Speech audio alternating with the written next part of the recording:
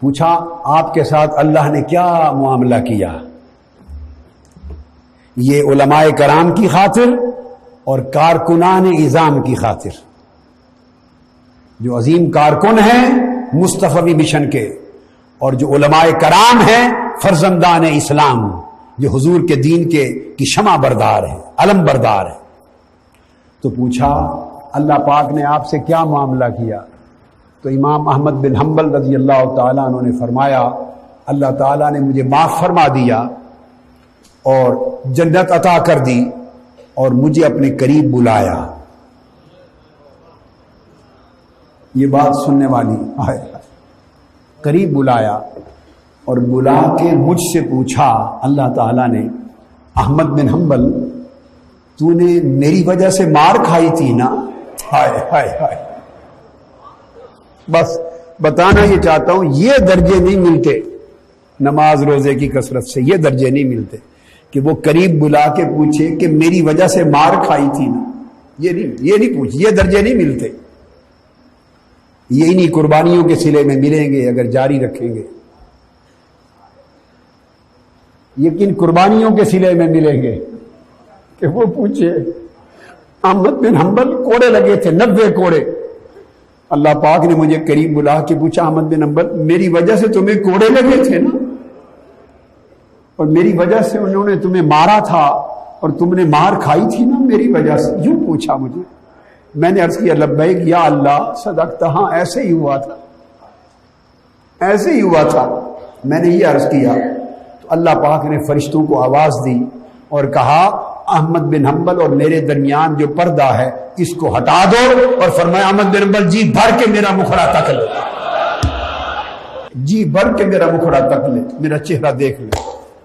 بس پھر میں نے سیر ہو کر اس کے مکھڑے کو تک لیا، اس کے چہرے کو دیدار کیا۔ یہ درجے نہیں ملتے، یہ سخاوت انفس، سلامت صدور قلوب اور النصح للامہ کے نتیجے میں ملتے۔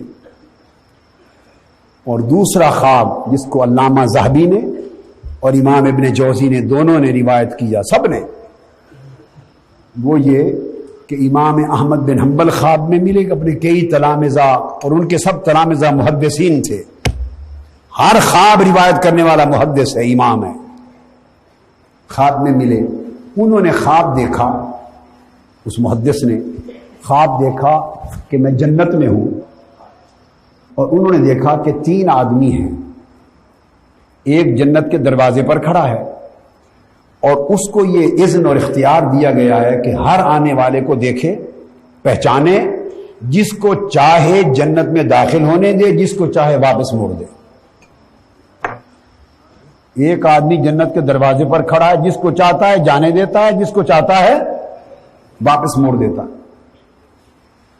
دوسرے کو دیکھا کہ جنت کے اندر ایک دسترخوان بچھا ہے اور ملائکہ بیٹھے ہیں اور کل جنت کے پھل میوے کھانے لگے ہیں، اور ملائکہ عزت و تکریم اور محبت کے ساتھ اپنے ہاتھوں سے اٹھا اٹھا کے اس کے منہ میں ڈال رہے ہیں، کھلا رہے ہیں اور پلا رہے ہیں۔ اور تیسرے شخص کو دیکھا کہ وہ وسط جنت میں کھڑا ہے، عرش کی طرف اللہ رب العزت کا چہرہ بلا حجاب آنکھیں گاڑ کے تکتا جا رہا ہے اس کے چہرے کو۔ اس محدث نے خواب میں پوچھا اس ایک فرشتے سے کہ بتاؤ تو صحیح یہ تینوں آدمی کون ہیں؟ یہ میں نے حوالہ بتا دیا آپ کو، علامہ ذہبی جو امام ہیں جرح و تعدیل کے، اسماء و رجال کی اور فن حدیث کے، سیر و اعلام النبلاء میں، اور امام ابن جوزی صاحب الموضوعات وہ صفت الصفوہ میں، اور علاوہ ان کے محدثین نے، میں نے کوئی تذکرۃ الاولیاء تس کی کتابوں کے حوالے نہیں دے رہا، میں ائمہ حدیث کے دے رہا ہوں، جو نقاد ہیں ائمہ حدیث، ان کی بات کر رہا ہوں، اور انکار کرنے والے جن کتابوں پر اعتماد کرتے ہیں ائمہ پر، ان کے حوالے دے رہا ہوں۔ تو فرماتے ہیں کہ میں نے فرشتے سے پوچھا یہ کون ہے تینوں آدمی؟ انہوں نے کہا وہ جو دروازے پر کھڑا ہے۔ اب آپ عقیدے بھی دیکھیے، اگر عقیدے ان ائمہ کے امام احمد بن حنبل کے تلامذہ ہیں اور نقل کرنے والے ائمہ حدیث ہیں، اگر ان کے یہ عقیدے نہ ہوتے تو خواب تھا اٹھا کے پھینک دیتے، کتابوں میں روایت کیوں کرتے؟ آپ کو میری بات سمجھ میں آئی ہے؟ خواب ہے، پہلی بات تو یہ، اگر خوابوں پر اعتماد نہ ہوتا اور خواب لا شے ہوتے، کچھ نہیں ہے خواب ہیں، تو اس کو تو روایت کرنا ہی عجیب سی بات ہے۔ پھر اگر عقیدے کے خلاف خواب تھے تو رد کر دیتے۔ خوابوں پر اعتماد کیا، روایت کیا اور کتابوں میں درج کیا، ثابت کیا کہ یہ مطابق عقیدہ صحیحہ ہے، یہ ان کے عقائد ہیں۔ اب تعبیریں الگ الگ ہوتی ہیں، تو پوچھا یہ جنت کے دروازے پر کون کھڑا ہے جو کسی کو آنے دیتا ہے کسی کو موڑ دیتا ہے؟ فرمایا یہ احمد بن حنبل ہے۔ یہ درجہ کیوں ملا؟ اس نے حضور کے دین کے لیے کوڑے کھائے تھے۔ ہائے ہائے ہائے ہائے، النصح للامہ کے لیے کوڑے کھائے تھے۔ تو لوگوں، جو لذت حضور کے دین کی راہوں کی تکلیف میں ہے وہ کسی اور شے میں نہیں ہے۔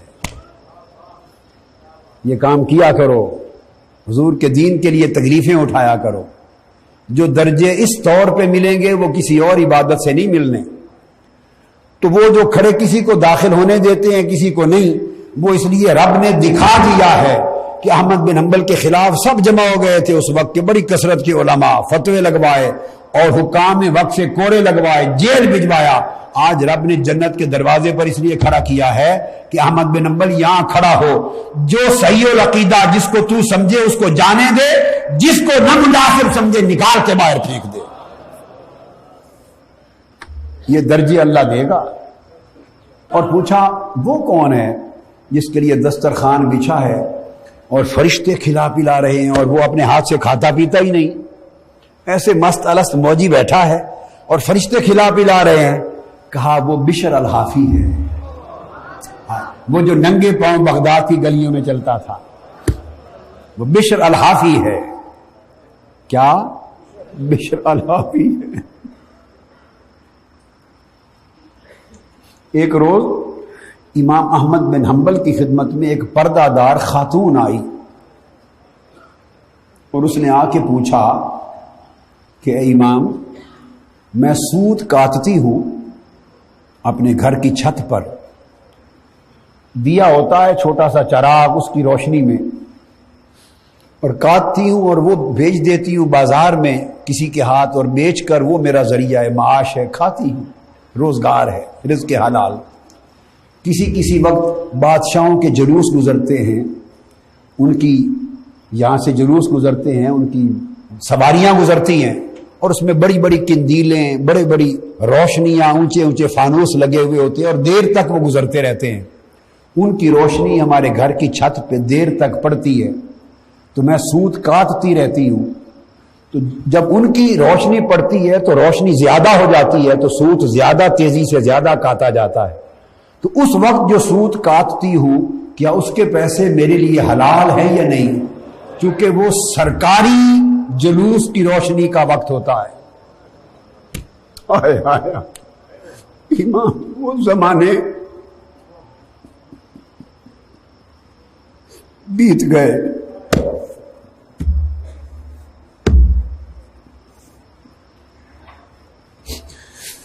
وہ لوگ گزر گئے، وہ باتیں بیت گئیں، بھولی بسری داستانیں بن گئیں۔ وہ سوداگر نہیں رہے، نہ بیچنے والے رہے، نہ خریدار رہے۔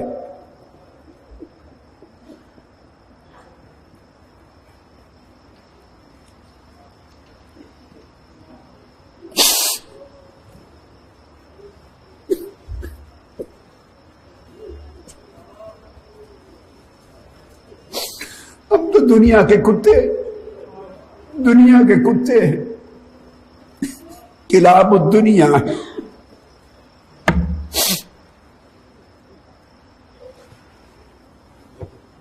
معلوم نہیں کیا حشر ہوگا ہمارا، کیسے بے رحمی سے گھسیٹے جائیں گے اور کس دوزخ میں پھینکے جائیں گے۔ میں تو اپنی بات کرتا ہوں، آپ کی نہیں۔ اور دوزخ بھی قبول کرے گی یا نہیں؟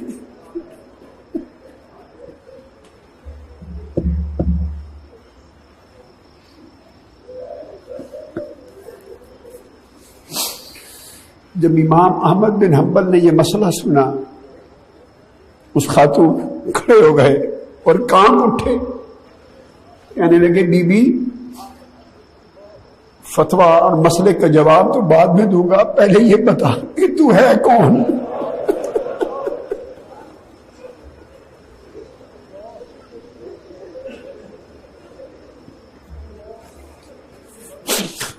جس کے تقویٰ کا یہ عالم ہے، جس کے ورا کا یہ عالم ہے، پہلے بتا کہ تو ہے کون؟ اس پردے دار خاتون نے کہا آہستہ سے، اے امام میں بشر الحافی کی بہن ہوں۔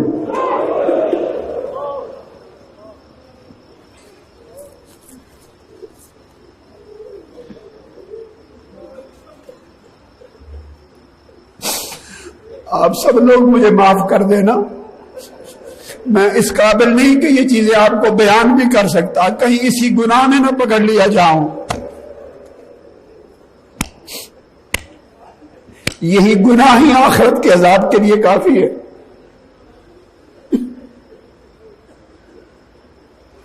خاتون بولی کہ میں بشر الحافی کی بہن ہوں۔ امام احمد بن حنبل رو پڑے اور فرمانے لگے کہ بشر الحافی کی بہن کا ہی حق ہے کہ یہ سوال کرے، اور کوئی نہیں کر سکتا۔ بشر الحافی کی بہن کا ہی حق ہے کہ یہ پوچھے، اور کون پوچھے گا؟ اور کون پوچھتا ہے؟ اور کون سوچتا ہے؟ یہ وہ بشر الحافی۔ تو فرشتے نے کہا کہ وہ جس کو فرشتے بیٹھ کے کھلا پلا رہے ہیں وہ بشر الحافی، اور اللہ پاک فرما رہا ہے کہ بشر الحافی میری وجہ سے تم بھوکے پیاسے رہتے تھے، میری وجہ سے تو بھوکا پیاسا رہتا تھا، آج میں چاہتا ہوں میں اپنے دسترخوان سے اپنے ہاتھوں سے فرشتوں کے ذریعے تمہیں کھلاؤں پلاؤں۔ تو جو ایسی زندگی گزار گئے ان کے تو یہ حالات ہوئے۔ اور وہ تیسرا کون ہے جس کی نگاہ عرش پر ہے، پردے ہٹا دیے گئے ہیں اور رب ذوالجلال کا چہرہ تکتا جا رہا ہے، نگاہ گاڑ کے کھڑا ہے، اور اسے جنت کے حور و قصور کسی شے کی پرواہ نہیں، فرمایا وہ معروف کرخی ہے۔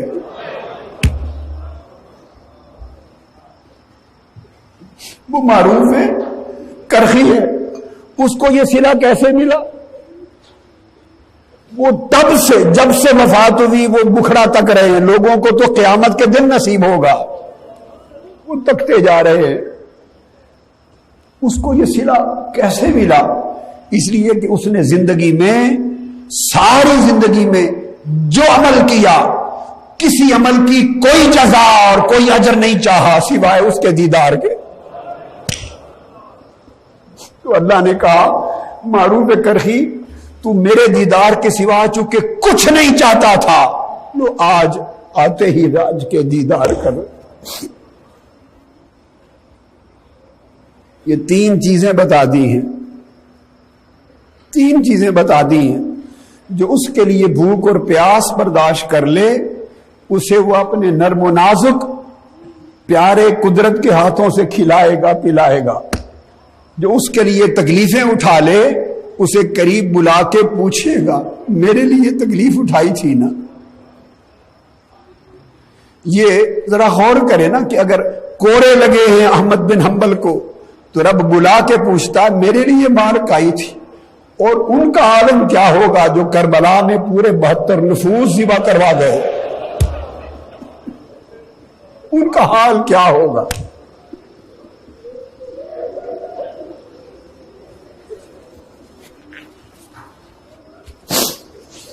جس نے قربانی دی ہے اس اللہ کے لیے اور اس کے دین کے لیے، اسی کے اجر ہیں، اسی کے رتبے ہیں۔ اور امام احمد بن حنبل یہ فرمایا کرتے تھے، زمانے کے بیشتر اکثر سارے علماء الا ماشاء اللہ انہوں نے حکام کو بھڑکایا، ان کو جیل بھیجا، کوڑے لگوائے، ان کے خلاف فتوے چلائے، ایسا ہوتا رہا۔ امام اعظم کے خلاف ایسا ہوا، امام مالک کے خلاف ہوا، امام شافعی کے خلاف ہوا، امام غزالی کے خلاف ہوا، امام ابو الحسن شاذلی کے خلاف ہوا، باجزید بستامی کے خلاف ہوا، ہر ایک سے ہوتا رہا۔ مگر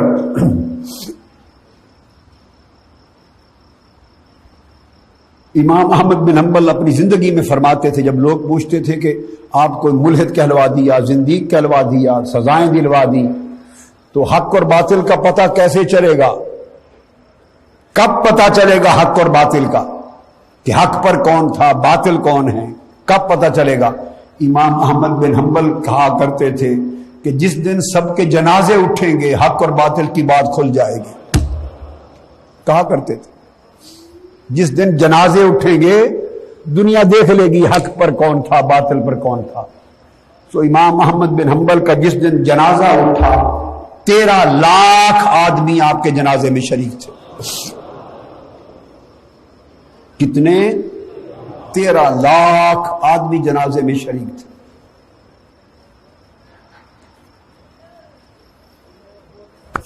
اور جس دن بشر الحافی کا جنازہ اٹھا رضی اللہ تعالیٰ عنہ، ایک شہر بغداد، اور آپ کو پتا ہے کہ محلے کے ساتھ ہی قبرستان ہوتا ہے جس میں دفن ہوتے ہیں، تو جس دن بشر الحافی کا جنازہ اٹھا، نماز فجر پڑھ کے جنازہ روانہ ہوا، عشاء کے بعد قبرستان پہنچے۔ اور ائمہ حدیث لکھتے ہیں، آپ اٹھا کے دیکھیے سیر اعلام النبلاء کو دیکھیے، امام مزی کی تہذیب الکمال کو دیکھیے، آپ خطیب بغدادی کو دیکھیے، علامہ ذہبی کو دیکھیے، آپ کتابیں اسماء و رجال کی اٹھا کے دیکھیے۔ صبح جنازہ چلا فجر کے بعد، عشاء کے بعد جا کے قبرستان پہنچا، تدفین ہوئی۔ اور امام احمد بن حنبل کا بھی حال، اور کیا امام احمد بن حنبل، کیا امام یحییٰ بن معین، کیا امام ابن عیینہ، عثمان ابن عیینہ، کل ائمہ حدیث جن کے ناموں سے بخاری، مسلم، ترمذی سیاستہ بھری پڑی ہیں، جن کی روایتوں سے سیاستہ بھری پڑی ہیں، وہ کل امام سارا دن دوڑ دوڑ کے دیوانہ وار چارپائی اٹھانے کا لالچ کرتے تھے۔ یہ امام تھے حدیث کے، یہ امام تھے ولایت کے، بشر حافی۔ تو فرمایا جس نے جو درجہ پایا وہ نفوس کی سخاوت، دلوں کی سلامتی اور امت کے لیے نصیحت کے عمل سے پایا۔ اس عمل پہ قائم رہیں، اور اس کے لیے دلوں کی سلامتی، اور میں نے عرض کیا نفس کی سخاوت، نفس کی سخاوت، اس کی پہچان حضرت فضیل ابن عیاض روایت بیان فرماتے ہیں، انی لا اعتقد اخاء الرجل فی الرداء ولکنی اعتقد اخاءہ فی الغضب اذا اغضبتہ۔ فرمایا نفس کی سلامتی اور نفس کی سخاوت اور دلوں کی سلامتی تب پتہ چلتی ہے کہ آپ دوستوں کے ساتھ، لوگوں کے ساتھ سلوک کیا کرتے ہیں، لوگوں کے ساتھ آپ کا سلوک کیا ہے۔ آپ عمر پر نمازیں پڑھیں، تقریریں کریں، واعظ کریں، منہاج القرآن کے عہدیدار بنیں، رکن بنیں، تنظیمیں بنائیں، جو چاہیں کریں، مگر حضور کی امت سے، انسانوں سے، بھائیوں سے، رشتہ داروں سے، اقارب سے، اللہ کے بندوں سے، مخلوق سے آپ کا سلوک محبت، مٹھاس اور عزت و تکریم پر مبنی نہیں، کچھ کام نہیں آئے گا۔ تو فرماتے کہ کسی کی اگر اخوت کو اگر پہچان نہ ہو تو وہ اس وقت نہ پہچانو جب آپ اس سے راضی ہیں۔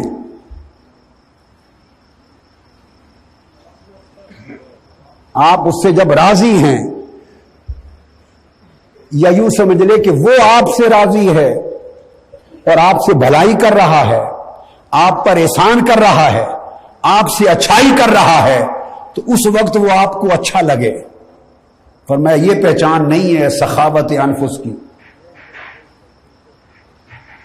جب کوئی آپ پر بھلائی کرے، احسان کرے، اچھائی کرے، آپ سے نیکی کرے، حسن سلوک کرے اور آپ کو اچھا لگے اور آپ اچھا جانیں، تو یہ سخاوت نفس نہیں ہے۔